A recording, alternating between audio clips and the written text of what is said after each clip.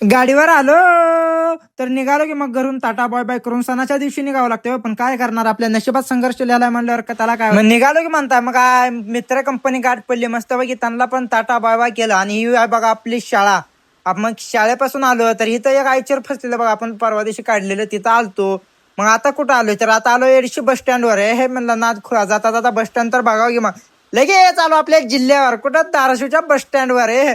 पण इथं गर्दी म्हणता हो, हे मुंगळ्यासारखी गर्दी उगा हो. मीच कुठं झालो मलाच काय पता नव्हता, उघड ढकलीट होती कुठं पण हे इशेच हार्ड आहे म्हणलं. तर ही काका बघतोय, काका खिडकीतून चढा लागले. तर म्हणलं इंडिया इज नॉट बिगिन यार.